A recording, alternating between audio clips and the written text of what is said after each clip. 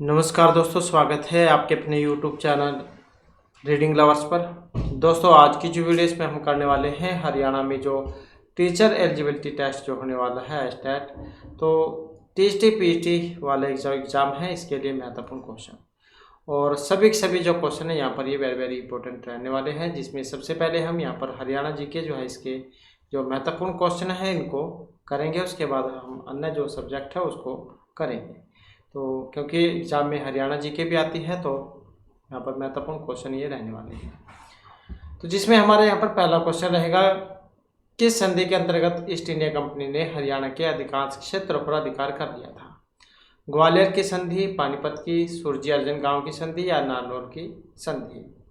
तो east India company ने हरियाणा के अधिकांश क्षेत्रों पर अधिकार कर लिया था और संधि की बात करें तो ये थी सुरजी अर्जुन गांव की संधि। तो ये जो जॉर्ज थॉमस जो थे, इनकी मृत्यु के बाद ईस्ट इंडिया कंपनी हरियाणा क्षेत्र की ओर बढ़ गई थी और ब्रिटिश ईस्ट इंडिया कंपनी एक व्यापारिक कंपनी के रूप में भारत में आई थी। किंतु यहाँ की राजनीतिक जो अस्थिरता एवं अराजकता का लाभ उठाकर शीघ्र ही यह राजनीतिक शक्ति के रूप में स्थापित हो गई। ईस्ट इंडिया कंपनी ने 30 दिसंबर 1803 आ जाती है कई बार डेट भी एग्जाम में, तो 30 दिसंबर और 1803 को सुरजी अर्जुन गांव की संधि जो अलवर में हुई थी, इसके अनुसार दौलतराव सिंधिया से उसके अधिकृत अन्य क्षेत्रों के साथ साथ हरियाणा प्रदेश को भी प्राप्त कर लिया गया था। तो संधि कौन सी थी? सुरजी अर्जुन गांव की संधि। इसके बाद हमारा क्वेश्चन है, रेवाड़ी नरेश राव तेज सिंह को कितने गांव की स्मृत मरारी जागीर के रूप में दी गई थी? 47, 54, 72 या फिर 87? और इनमें हमारा सी आंसर है ऑप्शन बी वाला। तो कितनी थी? ये थी 87। नेक्स्ट हमारा क्वेश्चन आ जाता है, थानेसर के किस शासक ने लाड़वा के शासक गुरुदत्त सिंह के साथ मिलकर विद्रोह किया था? तो थानेसर के शासक ने लाड़वा के शासक गुरुदत्त सिंह के साथ मिलकर विद्रोह किया था। तो ये भंगा सिंह, नाभा सिंह, गंगा सिंह या कोई से भी नहीं थे। तो इनका नाम क्या था? और इनका नाम था भंगा सिंह, जो एग्जाम में पहले भी आ चुका है। इसके बाद हमारा क्वेश्चन आ जाता है, फतेहाबाद के किस शासक से अंग्रेजों ने उसकी रियासत छीन ली थी? जाबिद खां, बहादुर खां, अब्दुल समद खां या फिर बम्बू खां? तो फतेहाबाद के किस शासक से अंग्रेजों ने उसकी रियासत छीन ली थी और इनका क्या नाम था? तो इनका नाम था बहादुर खां। तो यहाँ पर जो ऑप्शन रहेगा हमारा बी वाला। इसके बाद आ जाता है अगला क्वेश्चन। यहाँ पर क्वेश्चन है कि छछरौली रियासत के किस शासक को पराजित कर इस रियासत को ब्रिटिश भारत में सम्मिलित कर लिया गया था? छछरौली रियासत की किस शासक को पराजित कर रियासत को ब्रिटिश भारत में मिला लिया गया था? बुगेल सिंह, जोत सिंह, फतेह सिंह या फिर भगवान सिंह? और इनमें हमारा आंसर है ऑप्शन बी वाला। तो कौन थे ये? जोत सिंह थे। तो अम्बाला का जो क्षेत्र है इसमें 63 वर्ग किलोमीटर में फैली हुई थी छछरौली रियासत। इनके शासक थे करोड़ सिंधिया, मिसल, बुगेल सिंह। और 1809 में फिर इनकी मृत्यु के बाद कोई उत्तराधिकारी न होने के कारण कलसिया रियासत के राजा और करोड़ सिंधिया मिसल के सबसे बड़े सरदार जोत सिंह ने इस पर अपना अधिकार कर लिया था। नेक्स्ट आ जाता है, रानिया रियासत को कब ब्रिटिश भारत में शामिल किया गया था? 1810, 15, 18 या फिर 21 में रानिया रियासत को तो ब्रिटिश भारत में शामिल किया गया था और ये सन था 1818। तो 1810 जो ईस्वी है इसमें हिसार जिले की जो रानिया रियासत है इसके शासक थे जाबिद खां। इन्होंने अंग्रेजों की जो अधीनता थी वो स्वीकार कर ली थी और अंग्रेजों ने उसे रानी और सिरसा की रियासत को लौटा दिया, परंतु वह कंपनी के आदेशों की अवहेलना करता था। परिणामस्वरूप कंपनी ने 1818 में रानी के युद्ध में जाबिद खां को परास्त कर हिसार रियासत को अपने अधिकार में ले लिया था। इसके बाद रोहतक, गुरुग्राम, हिसार क्षेत्र में अंग्रेजों के विरुद्ध कृषकों ने कब आंदोलन प्रारंभ कर दिया था? तो ये 1820, 22, 24 या फिर 26 में। तो ये जो आंदोलन जो है ये कब प्रारंभ किया गया था? और इनमें अगर हम देखें तो यहाँ पर ऑप्शन रहेगा सी वाला। तो ये था 1827 में। तो ये जो अंग्रेज जो थे इनके द्वारा मालगुजारी वसूलने के कठोर तरीके के कारण हरियाणा के किसानों ने क्या व्यापक जो है असंतोष था। और फिर 1824 में बर्मा युद्ध में अंग्रेजों की हार की चर्चा सुनकर किसानों ने विद्रोह करना शुरू कर दिया था, जिसमें सरकारी खजाना और जो बैंक थे इसमें फिर लूटमार शुरू हो गई थी। इसके बाद आ जाता है नेक्स्ट क्वेश्चन हमारा, बनावली विद्रोह। इसका नेतृत्व किया था सरदार स्वरूप सिंह ने, अवतार सिंह गिल, गुलाब सिंह गिल या सरदार मंगल सिंह ने। बनावली विद्रोह का नेतृत्व किसने किया था? और ये किया गया था गुलाब सिंह के द्वारा, जो यहाँ पर ऑप्शन सी में दिए गए हैं। ये जो 1835 जो था, इसमें संगत सिंह की मृत्यु के बाद अंग्रेजों ने उनके समस्त क्षेत्र पर अपना अधिकार कर लिया था और इसलिए बनावली की जनता ने प्रताप सिंह के बहनोई गुलाब सिंह के नेतृत्व में विद्रोह कर दिया था। नेक्स्ट है 1763 में कैथल रियासत की नींव ये रखी थी उदय सिंह, गुरुबख्श सिंह, गुरुदत्त या सरदार सिंह ने। 1763 में कैथल रियासत की नींव ये किन के द्वारा रखी गई थी? और ये रखी गई थी गुरुबख्श सिंह के द्वारा। ये जो उत्तरी हरियाणा जो है, इसमें इस जो रियासत है इसका महत्वपूर्ण स्थान माना गया है। और फिर 1763 में गुरुबख्श सिंह ने इस रियासत की नींव रखी थी। गुरुबख्श सिंह के उत्तराधिकारी थे देसा सिंह। इन्होंने कैथल को अफगानों के आक्रमण से मुक्त करवाया था, परंतु देसा सिंह के पुत्र लाल सिंह ने अंग्रेजों की अधीनता स्वीकार कर ली और लाल सिंह के निधन के बाद उसका पुत्र प्रताप सिंह 1818 में गद्दी पर बैठा था। उसके बाद 1823 में प्रताप सिंह के भाई उदय सिंह ने कैथल रियासत की बागडोर संभाली थी। इसके बाद है हरियाणा के उत्तरी भाग में स्थित लाड़वा रियासत की स्थापना किसने की थी? सरदार सिंह, गुरुदत्त, अजीत या गुरुबख्श सिंह ने लाड़वा रियासत की स्थापना। और इनका जो संबंध है ये सरदार सिंह से माना गया है। तो हरियाणा के उत्तरी भाग में आ जाती है लाड़वा रियासत। इसकी नींव रखी गई थी 1763 में, सरदार सिंह ने रखी थी ये। फिर 1803 में लाड़वा रियासत का राजा गुरुदत्त सिंह बने थे, जो ब्रिटिश नीतियों के विरुद्ध थे। और इनके जो उत्तराधिकारी इनके पुत्र थे अजीत सिंह। इसके बाद है 1845 में लाड़वा विद्रोह के जो नेता थे ये कौन थे? जोत सिंह, जोगित खान, अजीत सिंह या प्रताप सिंह।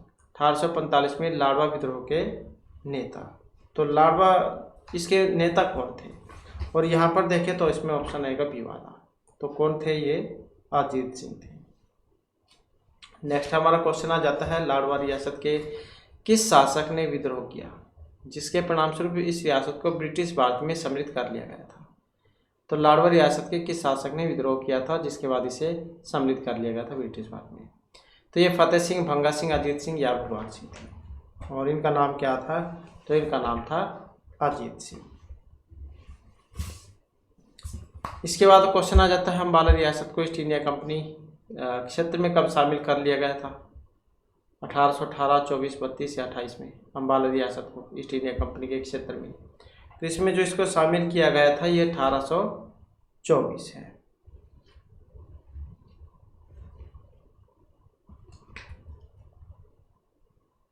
इसके बाद है थानेसर रियासत को किस आधार पर ईस्ट इंडिया कंपनी ने ब्रिटिश भारत में सम्मिलित कर लिया था? विद्रोह, अयोग्यता, उत्तराधिकारी का अभाव या इन सभी के कारण।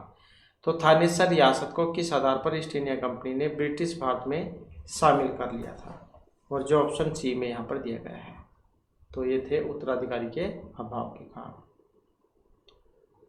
इसके बाद है हरियाणा में 1857 ईस्वी की क्रांति की शुरुआत सर्वप्रथम कहाँ से हुई थी? सोनीपत, अम्बाला, पानीपत या करनाल से। तो 1857 ईस्वी की क्रांति की शुरुआत सर्वप्रथम कहाँ से हुई थी? और जो ऑप्शन सी में है कहाँ से हुई थी? अम्बाला से।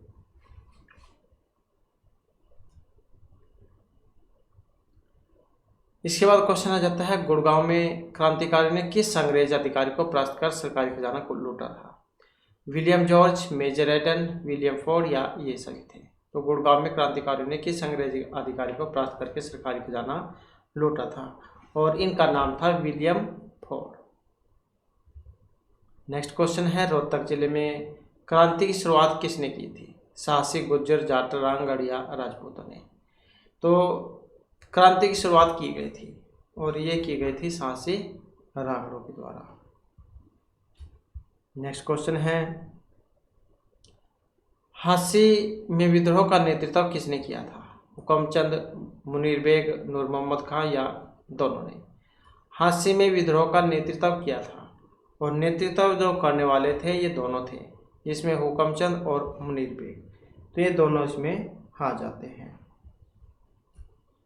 अगला क्वेश्चन रहेगा 1857 ईस्वी की क्रांति में हरियाणा के किस जिले का योगदान रहा है? गुड़गांव का, रोहतक, हिसार या इन सभी का? तो 1857 ईस्वी की क्रांति में हरियाणा के किस जिले का योगदान रहा है? तो योगदान तो इनमें ये सभी का था, चाहे इसमें गुड़गांव, रोहतक या हिसार है, इन सभी का था। इसके बाद है 1857 ईस्वी क्रांति के समय दादरी क्षेत्र का मुखिया सामंत कौन था जिसने विद्रोह का नेतृत्व किया था? 1857 की क्रांति के समय दादरी क्षेत्र का साबर खान, बहादुर जंग, हसन अली या हुकुमचंद? तो सामंत कौन थे जिसने विद्रोह का नेतृत्व किया था? और इनका नाम था बहादुर जंग। इसके बाद है 1857 ईस्वी की क्रांति के समय राज्य में किस प्रकार की रियासत उपस्थित थी? तो किस प्रकार की थी ये रियासत? अंग्रेज समर्थक थी, पड़ोसी रियासतें थी, अंग्रेज विद्रोही थी या ये सभी थी? तो 1857 ईस्वी की क्रांति के समय में किस प्रकार की रियासत उपस्थित थी?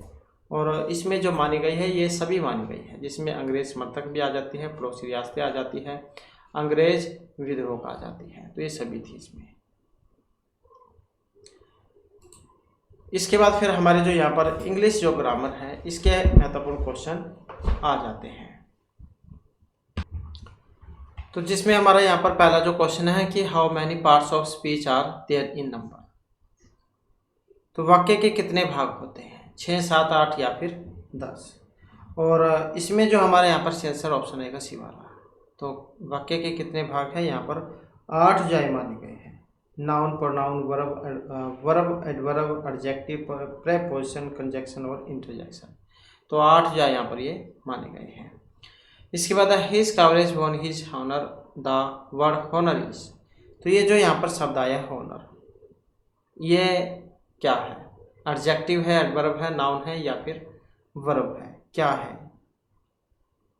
तो उसके साहस ने उन्हें सम्मान दिलाया, तो यहाँ पर जो इसका मतलब है ये एक संज्ञा से है, तो नाउन ये रहेगा। नेक्स्ट आ जाता है choose the correct spelled one, तो जो सही है वो आपने शब्द बताना है। यहाँ पर सही कौन से वाला है? अब सही जो है इसमें ऑप्शन बी वाली है, MILLIONAIRE, करोड़पति इसको कहा जाता है, मिलीनियर, तो ऑप्शन हो जाएगा बी वाला। इसके बाद है आ जाता है यहाँ पर turn from into index speech, do you right a good hand, he said,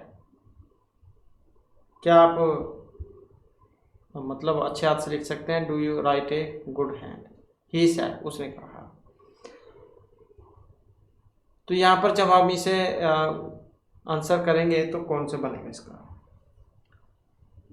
तो यहाँ पर देखें तो ऑप्शन बनेगा इसका ये वाला, तो ही सेड का आस्कर में हो जाएगा वेदर, और यू जा आई में चेंज हो जाएगा, आई ये राइट का रोट ए गुड हैंड, तो इस प्रकार से जाए चेंज होगा। उसने पूछा कि क्या मैं अच्छा लिखता हूँ। इसके बाद आ जाता है इसका समानार्थक, सिनोनिम्स बताना इसका, तो क्या मतलब होता है? पोंटिफिकल का मतलब, तो बोस्टफुल, स्प्लेंडिड, एडवाइजरी या वर्डी, तो क्या होता है इसका? और इसका होता है एडवाइजरी, सलाह कह देते हैं जिसको, सलाहकार, तो ऑप्शन जो है यहाँ पर रहेगा डी। इसके बाद आ जाता है इसका एंटोनिम्स, इसका जो आपने विपरीतार्थक बताना है, तो इसका विपरीतार्थक कौन सा होता है? विपरीतार्थक की बात करें तो ऑप्शन रहेगा बी वाला, हिस्टेशन जिसको कहा जाता है, हिचकिचाहट कह देते हैं जिसको। इसके बाद है choose the most appropriate one word substitution, वाक्यांश के लिए एक शब्द जो होता है, जैसे ए supporter of the case of women, महिलाओं के हितों के समर्थक जो होते हैं, ए supporter of the case of women, तो महिलाओं के हितों के समर्थक। तो ये फेमिनिन, फेमिनिस्ट, सोफिस्ट या एफिमिनेट क्या होते हैं? जो समर्थक होते हैं, महिलाओं के हितों के समर्थक। और उनको क्या कहा जाता है, फेमिनिस्ट, जहाँ उनको कहा जाता है नारीवादी। तो ऑप्शन हो जाएगा बी वाला। इसके बाद आ जाता है अगला question, the idiom hush money का मतलब क्या है? Money spent at midnight, bribe paid to keep some matter secret, और या फिर money receive in a dark room, money receive in a paper currency. तो यहाँ पर जो आया है ये इसका मतलब क्या होता है हस मनी का, और हस मनी का जो यहाँ पर अर्थ लिया गया है ये होता है the bribe paid to keep some matter secret, मतलब किसी मामले को गुप्त रखने के लिए दी गई रिश्वत, मुट्ठी गर्म करना कह देते हैं एक तरीके से जैसे। तो किसी मामले को गुप्त रखने के लिए दी गई रिश्वत, उसको कहा जाएगा हस मनी। इसके बाद आ जाता है अगला क्वेश्चन हमारा, following sentence identify the underline clause. Clause है यहाँ पर दैट ही मे फॉल इन इल वो रिच मी, तो यहाँ पर बताना है इसका, तो ये क्या है, एडजेक्टिव रिलेटेड क्लॉज है, एडवर्ब क्लॉज है, प्रिंसिपल है या नाउन क्लॉज है। तो यहाँ पर जो आया है ये क्या है? तो यहाँ पर देखें तो इसमें जो ऑप्शन रहेगा सी वाला हमारा, अर्थात जो प्रिंसिपल क्लॉज जो है यहाँ पर माना गया है, मतलब मुख्य क्लॉज है ये principal, that he may fall in वो रिच मी, तो प्रिंसिपल क्लॉज है ये,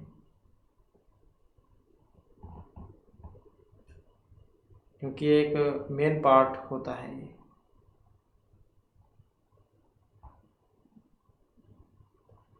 इसके बाद आ जाता है which of the following sentence is correct.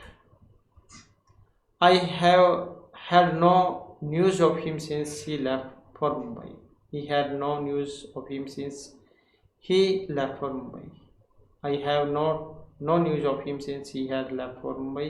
I had no news of him since he left for Mumbai. Since और for वाला एक क्वेश्चन तो एग्जाम में जरूर आता ही आता है, तो इसमें कौन से वाला यहाँ पर सही है? सही की बात करें तो यहाँ पर ऑप्शन एक वाला ही है, I have had no news of him since he left for Mumbai, जब से वह मुंबई के लिए रवाना हुआ है मुझे उनकी कोई खबर नहीं मिली है। I have had no news of him since he left for Mumbai.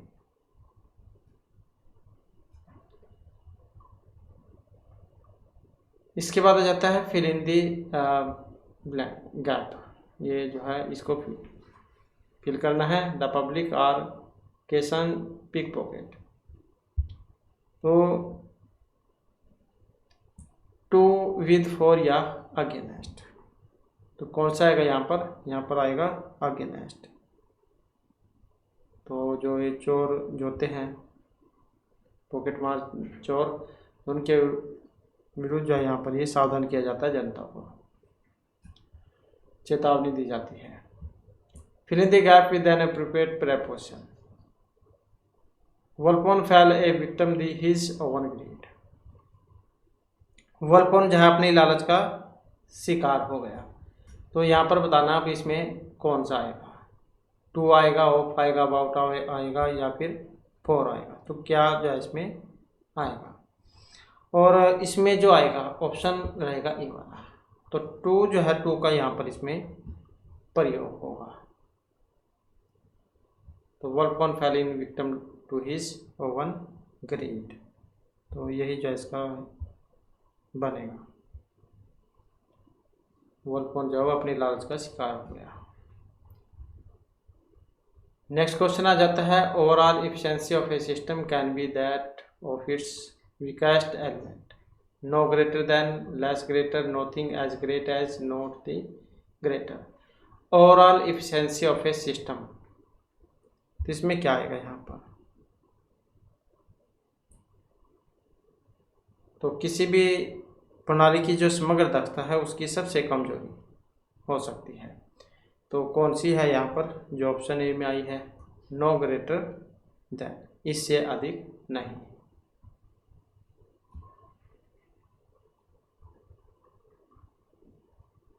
इसके बाद आ जाता है rhyme scheme of the Shakespeare sonnet is, तो ये शेक्सपियर जो है इनका सोनेट है, तो इसकी रेम्स पूछी गई है यहाँ पर, और कौन सी थी ये जो ऑप्शन ए में दी गई है। इसके बाद है यहाँ पर ग्लोब थिएटर, ये ओपन हुआ था, तो कब हुआ था ग्लोब, ये हुआ था 1599 में। The globe theatre was theatre in London associate with Shakespeare. It was built in 1599 bye Shakespeare playing company. इसके बाद हमारे जो यहाँ पर जो रीजनिंग है मात्रात्मक योग्यता, तो इसके क्वेश्चन आ जाते हैं, जिसमें पहला क्वेश्चन है किन्हीं लगातार 5 विषम संख्याओं का औसत 23 है, तो इन 5 में जो सबसे बड़ी संख्या है वो कौन सी होगी। तो यहाँ पर इस प्रकार के जो क्वेश्चन है मान लेने हैं, माना जो 5 जो क्रमगत जो संख्याएं हैं क्रम से, जैसे x हो जाएगी x+1, ऐसे ही x+2 और x+3 x+4 इस प्रकार से हो जाएगी, और इनके बटे में 5 और 5 हैं, और औसत कितना है 23 है। तो जब हम इसे हल करेंगे तो कितना आ जाएगा, ये आ जाएगा 5x बराबर 115 माइनस में 10, तो x बराबर कितना आएगा, तो ये आ जाएगा 105 बटे में 5 और 5 और 10 ये 21, और ये आ जाएगा 21 और 4 25, 21 और 4 25, तो कितनी आएगी यहाँ पर ये 25। इसके बाद किसी व्यक्ति की वार्षिक आय 8000 है, वह 120 रुपये प्रतिमाह किराया देता है और 20 रुपये 20.20 प्रतिमाह 2 नौकरों को देता है, और 1000 कपड़ों पर तथा 3000 भोजन आदि पर वार्षिक खर्च करता है। उसकी जो वार्षिक बचत है वो कितनी होगी। तो वार्षिक बचत बतानी है यहाँ पर, और इसमें देखें तो ऑप्शन बनेगा बी वाला, तो 2080 रुपये।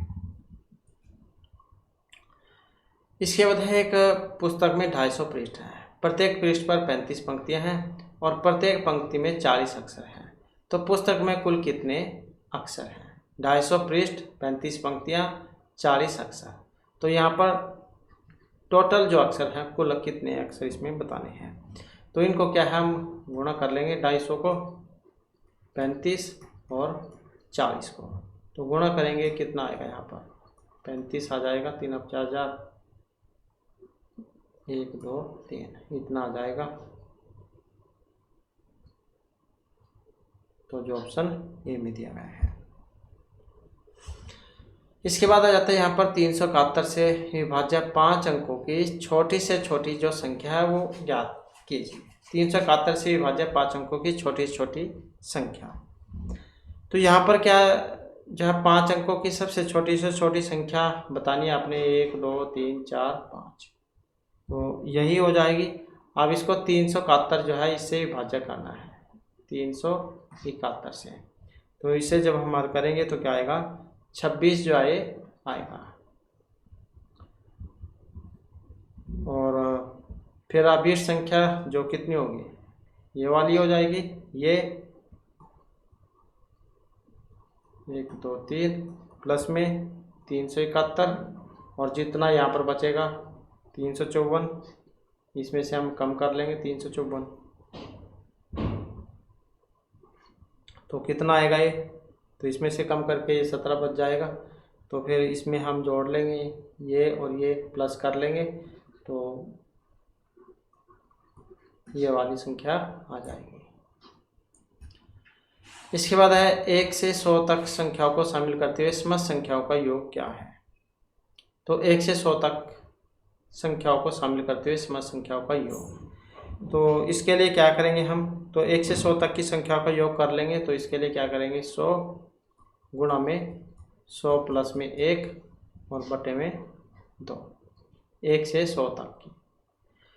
तो उसके बाद जब हम इसे हल करेंगे तो क्या आएगा, ये 101 हो जाएगा, 100 गुणा में कितना हो जाएगा 101 बटे में 2, तो कितना आ जाएगा 50-50, ये वाला।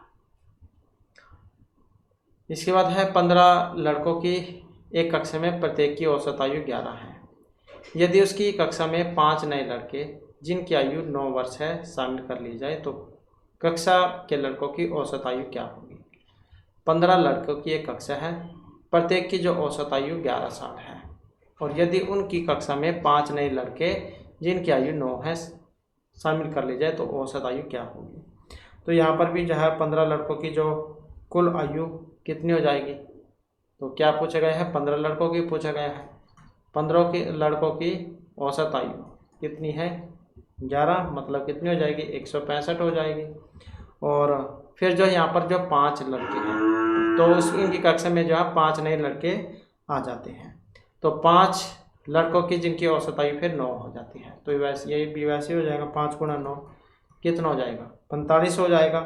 फिर टोटल कितने हो गए यहाँ पर? 11 और ये 20 हो गए। तो 20 लड़कों की जो औसत आयु कितनी होगी? तो ये हो जाएगी 165 प्लस में 45 और बटे में 20। तो जब इसे हल करेंगे तो ये आ जाएगा 210 बटे में 20, तो 10.5। तो जो यहाँ पर ऑप्शन सी में दिया गया है। इसके बाद आ जाता है नेक्स्ट हमारा,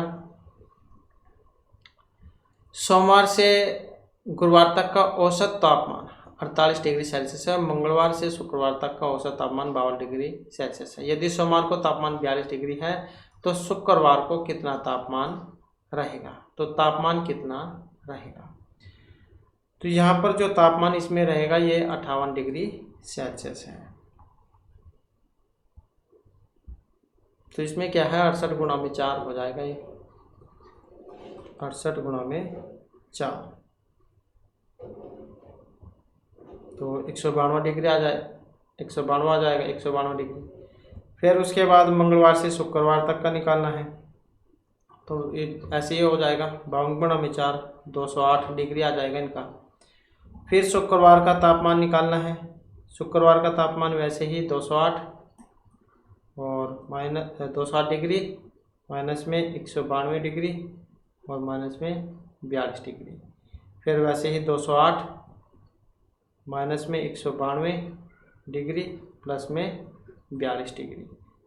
तो कितना आ जाएगा? ये आ जाएगा 250 माइनस में 192 डिग्री। तो जब इसे हल करेंगे तो 58 डिग्री सेल्सियस ये आ जाएगा। इसके बाद है, एक व्यक्ति ने 5005% वार्षिक ब्याज दर पर कुछ समय के लिए जमा किया और 750 रुपये जो है ब्याज कमाया। यदि उसे 6000 पर उतने ही समय के लिए 720 रुपये ब्याज मिलता तो ब्याज दर क्या होगी? तो एक व्यक्ति ने 5005% वार्षिक ब्याज दर पर कुछ समय के लिए जमा किए और 750 रुपये ब्याज मिला। यदि उसे 6000 पर उतने ही समय के लिए 720 रुपये ब्याज मिलता तो ब्याज दर कितनी होगी? जैसे यहाँ पर ये 750 रुपये मिले, फिर यहाँ पर 720 के लिए कितनी ब्याज दर होगी? तो यहाँ पर जो है इसमें कौन सी होगी? तो ये 4% की होगी। इसके बाद है अगला क्वेश्चन, 4% वार्षिक चक्रवृद्धि ब्याज की दर से किस धन का मिश्रण 3 साल में 175 हो जाएगा? तो 4% वार्षिक चक्रवृद्धि ब्याज की दर से धन का मिश्र धन 3 साल में इतना हो जाता है। तो कितनी हो जाएगी 3 साल में? तो यहाँ पर देखें तो इसमें जो ऑप्शन रहेगा डी वाला, तो 156.25 हो जाएगी। इसके बाद आ जाता है, किसी वस्तु को 240 में बेचने पर एक व्यापारी को 20% का घाटा उठाना पड़ता है। किसी वस्तु को 240 में बेचने पर एक व्यापारी को 20% का घाटा उठाना पड़ता है। कितने रुपए में बेचने पर उसे 20% का लाभ होगा? 240 में हो रहा है 20% का घाटा, और अगर 20% लाभ लेना हो तो उसके लिए क्या करना होगा? तो यहाँ पर जो इसमें रहेगा ऑप्शन डी वाला, तो ये 360 रुपये। तो 360 रुपये पर फिर ये बेचना होगा।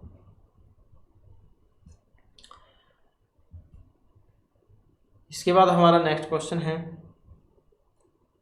यहाँ पर एक व्यक्ति एक पंक्ति में ए पीछे से 26वें स्थान पर, बी आगे से 16वें स्थान पर, सी इन दोनों के बीचों बीच है। यदि सी से आगे 10 व्यक्ति और हो तो उसका पीछे से कौन सा स्थान है? तो कौन सा स्थान होगा? तो ये स्थान रहेगा 21वां। इसके बाद जो हमारा नेक्स्ट क्वेश्चन है, वर्ष 1992 में स्वतंत्रता दिवस सोमवार को मनाया गया था। तो 1993 में ये किस दिन मनाया गया था? 1992 में अगर स्वतंत्रता दिवस सोमवार को मनाया गया था तो 93 में कब मनाया जाएगा? और इसमें जो हमारा देखें तो ऑप्शन आएगा ये वाला। तो जैसे 1992 और 93 एक साल का ही अंतर है, तो नेक्स्ट ईयर है। तो इसमें क्या, जैसे सोमवार जो होता है उससे अगला दिन चला जाता है, सोमवार से अगला दिन मंगलवार है, तो वही से आंसर हमारा हो जाएगा। इसके बाद है, एक आदमी के पास 3 थैलियाँ हैं। पहली थैली में 5, दूसरी में 6 और तीसरी में 4 अलग अलग रंग के गुटके हैं। 2 रंग एक जैसे हैं जो केवल पहली व दूसरी थैली में है, और एक रंग ऐसा है जो तीनों में शामिल है। तो तीनों थैलियों में मिलाकर कुल कितने विभिन्न रंग होंगे? तो इनकी जो संख्या है ये 11 मानी गई है। इसके बाद है अगला क्वेश्चन हमारा, एक विशिष्ट कोड भाषा में जो अकाउंट है इसको हम इस प्रकार से लिख सकते हैं। तो मैथ को कैसे लिखा जाएगा, पहले हम इसके बारे में पता होना चाहिए। तो यहाँ पर देखें तो ए जो है, ए के बाद बी सी डी आ जाता है। इसी प्रकार से नेक्स्ट में सी डी ई एफ, यहाँ पर भी सी डी ई एफ। इसी प्रकार से यहाँ पर है M N O P Q R. तो मतलब जो है दो तीन जो यहाँ पर वर्ड जो है वो आ रहे हैं। इसी प्रकार से यहाँ पर हम जब बनाएंगे तो एम एन ओ पी, और इसी प्रकार से ए बी सी डी, और इसी प्रकार से टी के बाद आएगा डब्ल्यू। तो देख सकते हैं अब यहाँ पर कौन से वाला बनेगा, जो ऑप्शन ए में दिया गया है। इसके बाद है, यदि माइनस का मतलब भाग से है, जमा का गुणा और भाग का अर्थ जोड़ है, गुणा का मतलब घटाव है, तो बोर्ड मास वाला जो नियम है वो आपने यहाँ पर लगाना होगा, भाग गुणा जमा माइनस।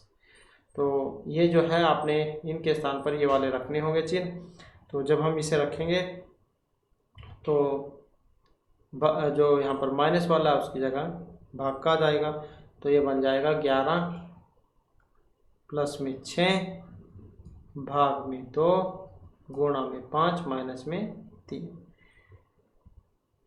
फिर यहाँ पर जो है भाग होगी 11 2 3 6 गुणा में 5 माइनस 3 भाग हो गई। उसके बाद फिर गुणा की बारी आ जाती है, 11 जमा 3 पंजे 15 माइनस में 3 भाग हो गई, गुणा हो गई। उसके बाद जमा की बारी आ जाती है, 11 15 26 माइनस 3 भाग गुणा जमा माइनस, तो फिर इसमें से हो जाएगी 23। तो इस प्रकार से बनेगा जो ऑप्शन सी में है।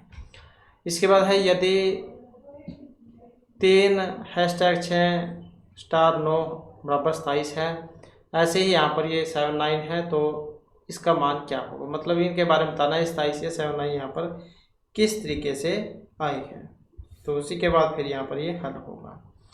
तो इसमें आप देख सकते हैं 3 गुणा में 6 6 × 18 और 9 27। इसी प्रकार से यहाँ पर है 9 गुणा में 8 प्लस में 7 7 9। इसी प्रकार से यहाँ पर गुणा जमा, तो 5 × 30 और 3 33। इसके बाद है 180 मीटर की एक रेलगाड़ी 72 किलोमीटर घंटे की गति से चलकर 120 मीटर लंबी 108 किलोमीटर घंटे से विपरीत दिशा में चलने वाली रेलगाड़ी बी को कितनी अवधि में पार कर लेगी। तो कितने टाइम में पार करेगी, तो ये कर लेगी 6 सेकंड में। इसके बाद आ जाता है यहाँ पर नीचे दी गई आकृति में कितने त्रिभुज हैं। तो त्रिभुजों की संख्या यहाँ पर बतलानी है। तो ये जो इस प्रकार की जो त्रिभुज होती है ये 3 होती है, और इसी प्रकार से यहाँ पर है ये वाली जो है यहाँ पर भी 3 होती है। तो यहाँ पर जब हम इनकी संख्या लगाएंगे तो कितनी बनेगी, तो यहाँ पर जो निकल के आएगी ये 22। नेक्स्ट है आरेख चुनिए जो नीचे दिए गए वर्गों के बीच के संबंध का सही निरूपण करता है। तो बैल, जानवर और मांसाहारी यहाँ पर बताने हैं, बैल, जानवर और मांसाहारी। अब इनमें अगर हम देखें तो बैल, जानवर और मांसाहारी, तो इस प्रकार से बनेगा ये बैल, जानवर और मांसाहारी, क्योंकि इनका जानवर जो है ये मांसाहारी से संबंधित है, तो इनका आपस में संबंध है। जानवर में आ जाते हैं, लेकिन ये जो है यहाँ पर जो जानवर है वो मांसाहारी हो सकते हैं। बैल इसके अंतर्गत आ जाता है, लेकिन ये शाकाहारी है।